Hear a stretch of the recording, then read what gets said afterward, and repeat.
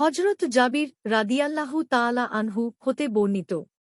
তিনি বলেন, রাসূলুল্লাহ সাল্লাল্লাহু আলাইহি ওয়াসাল্লাম বলেছেন, যে ব্যক্তি আযান শুনে ও এর উত্তর দেয়ার ও দরুদ পড়ার পর এ দোয়া পড়ে, তার জন্য সুপারিশ করা আমার অবশ্য করণীয় হয়ে পড়ে।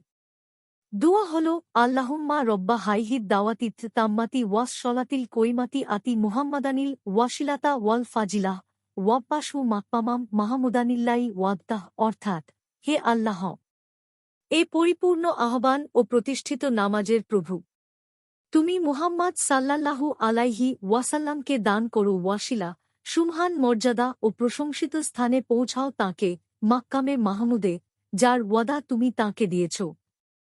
কিয়ামতের দিন তার জন্য আমার শাফাআত আবশ্যকীয়ভাবে হবে। বুখারী ৬১৪, নাসাই ৬৮০, আবু দাউদ ৫২৯, ইরওয়া ২৪৩, সহিহ আল জামি ৬৪২৩, তিরমিজি ২১১, ইবনু মাজাহ ৭২২, আহমাদ ১৪৮১৩। মিশকাতুল মাশাবিহ ৬৫৯। হাদিসের মান সহিহ।